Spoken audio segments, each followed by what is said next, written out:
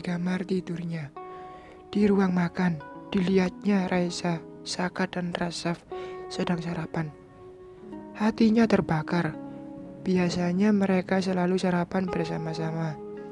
Tak pernah Esa membiarkannya makan sendiri, selalu ditemani dan dilayani. Tapi sudah beberapa hari ini, sejak peristiwa kepergok sore itu, ia tidak pernah diajak makan bareng. Damar menahan hatinya. Meski tidak diajak, ia tetap menggabungkan dirinya ikut makan di meja makan. Damar harus sedikit mengalah agar hubungannya dengan Raisa kembali membaik. Pagi itu, dengan menahan kemarahannya, ia ikut duduk sarapan bersama istri, anak, dan adik iparnya yang sudah duluan mulai sarapan. Ia mengambil piring dan gelas sendiri di dapur karena memang tidak disediakan. Sejak sore itu tidak ada lagi suguhan kopi, teh, atau susu coklat untuk Damar, seperti yang selalu disediakan Raisa untuknya selama ini, kecuali mau membuatnya sendiri. Kemarin ia coba membuatnya sendiri, rasanya kemanisan, tidak enak. Rasaf buru-buru menyelesaikan makannya, lalu beranjak ke dapur membawa piring bekas makannya tanpa berkata apapun. Disusul Esa yang juga ke dapur dengan piringnya. Tinggallah Damar berdua dengan putranya di meja makan. Damar menatap putranya. Beberapa hari ini anak kecil itu seperti menghindar darinya. Biasanya kalau ia pulang dari kantor, Saka ikut naik tempat tidur dan bercanda dengan Damar. Kadang mereka bertiga bercanda di tempat tidur di kamar Damar dan Raisa sampai datang waktu makan malam. Tapi sejak sore itu tak pernah lagi. Apa karena Raisa tidak lagi tidur di kamar mereka sehingga Saka juga tidak mau masuk ke kamar itu? Atau mungkin anak kecil ini sudah dicuci otaknya oleh Raisa agar membenci bapaknya sendiri. Saka, Damar mencoba memanggilnya. Bocah itu melirik sekilas lalu bergegas menghabiskan makanannya dan pergi tanpa meminum susunya di gelas yang sudah disediakan mamanya. Damar segera menangkapnya dan mendudukkannya di pangkuannya. Jujur, ia kangen sama anak lelakinya ini. Saka berangkat sekolah bersama papa ya. Nanti pulang mama yang jemput. Anak kecil itu menunduk. Damar mengangkat dagu Saka dengan lembut. Diciumnya pipi putranya itu. Ayo kita berangkat. Papa antar Saka ke sekolah. Saka turun dari pangkuan papanya. Lalu secepatnya berlari masuk ke mobil ras yang sudah menunggu. Damar tercenung melihat sikap anak kandungnya. Sedih hatinya diperlakukan seperti itu. Apakah Raisa sengaja menghasut Saka agar jauh darinya? Damar ingin marah, tapi tidak hanya. Ia akan mendekati Raisa agar mau memaafkannya dan berbaikan lagi. Diputuskannya untuk tidak masuk kerja hari itu. Raisa merasa aneh melihat hari itu Damar tak masuk kerja. Ini hari Rabu, berarti sudah 3 hari sejak kejadian itu. Selama itu pula Raisa selalu menghindarinya.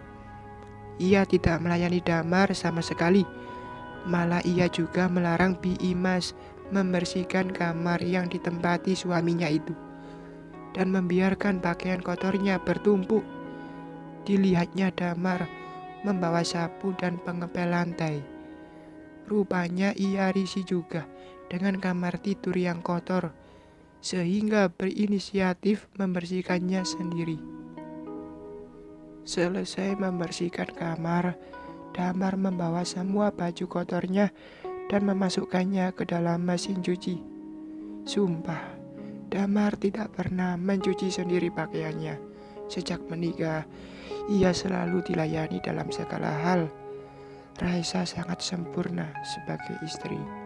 Sekecil apapun kebutuhan Damar, selalu disediakannya. Ia benar-benar Bak Sultan yang dimanja. Makanya, selama 3 hari ini dicuekin istrinya. Lihatlah kondisi kamar tidurnya. Hancur, tempat tidur berantakan. Damar tidak pernah tahu tata letak pakaiannya di lemari, sehingga ia kelimpungan mencari kemejanya yang akan dipakainya, mencocokkannya dengan celananya, mencari pakaian dalam yang entah di sebelah mana ditaruh oleh Raisa. Kaos kaki pun entah di mana disimpannya. Akhirnya, hampir semua isi lemari itu diacak-acaknya hanya untuk menemukan satu benda saja. Nah, sekarang Damar harus mencuci sendiri pakaiannya. Ia tidak tahu cara pakai mesin itu. Mau bertanya pada Bi Imas, wanita itu sedang berbelanja ke pasar. Dilihatnya istrinya sedang membuat pola pakaian di ruang kerjanya di paviliun samping. Paviliun itu terhubung dengan ruang keluarga rumah induk. Kalau pintu penghubungnya dibuka, maka dari rumah induk bisa terlihat sebagian besar aktivitas di paviliun itu. Damar menimbang sejenak, apakah minta tolong pada Esa atau tidak. Kalau tidak, kapan lagi ia punya waktu mencuci bajunya? Aku nggak tahu cara pakai mesin cuci. Aku mau mencuci bajuku. Terdengar suaranya memelas. Hampir tertawa Raisa mendengarnya. Bodohnya suaminya itu. Kenapa repot-repot mencuci sendiri dan nanti menyetrika sendiri? Padahal tinggal gampang ke laundry saja yang ada beberapa dekat perumahan mereka. Tanya Bi Imas cara pakainya. Jawab Raisa singkat. Damar mengelus dada mendengar jawaban singkat istrinya. Untunglah Bi Imas segera datang dari pasar. Bi, ajarkan aku cara pakai mesin cuci. Bajuku sudah banyak yang kotor, kata Damar. Kemarin ia menyuruh Bi Imas membersihkan kamarnya. Namun si Bibi berkata bahwa Damar harus minta izin dulu sama Raisa. Halah, mesin cucinya rusak, Pak. Tadi pagi saya mau mencuci, tapi kesetrum. Mungkin ada yang korslet. Tadi saya sudah panggil tukang servisnya, tapi lusa baru bisa datang. Orangnya lagi ke Bogor. Bapak coba saja pakainya, tapi hati-hati nyetrum. Damar mendengus kesal. Mesin cuci sehat saja, ia tidak tahu cara pakainya. Ini malah disuruh mencoba mesin cuci rusak. Mending cuci pakai tangan saja. Terpaksalah Damar mencuci secara manual.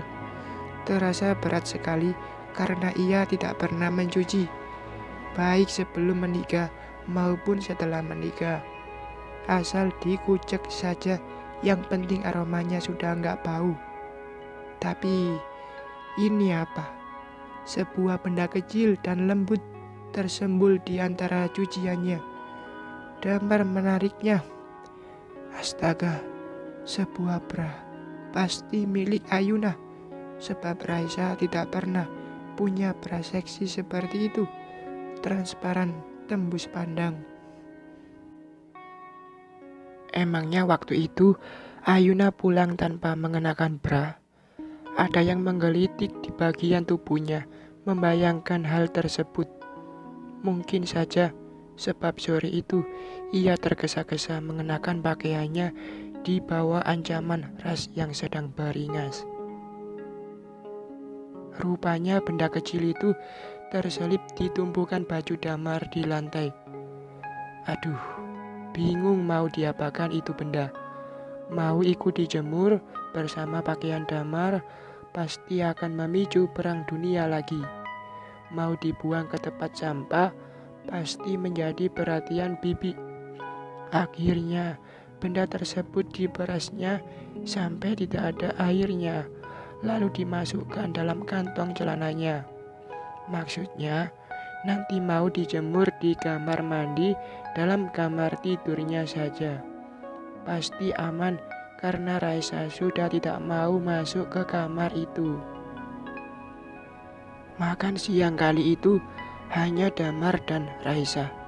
Kalau sarapan dan makan malam selalu bersama Saka dan Ras. Raisa sih tidak mengajaknya, tapi melihat Raisa duduk makan, Damar ikutan. Selesai makan, diambilnya piring makan Raisa dan sekalian dibawanya ke wastafel lalu dicucinya. Raisa melongo melihatnya. Rupanya dicuekin 3 hari sudah membuat suaminya belajar mengerjakan pekerjaan rumah. Selesai makan, Raisa masuk ke kamarnya, ingin beristirahat sejenak. Punggungnya agak pegal, karena sejak pagi tadi ia membuat beberapa pola baju. Saka hari ini dijemput Ras dari sekolahnya. Mau dibawa ke rumah neneknya di Depok, paling sore nanti baru kembali. Bersambung.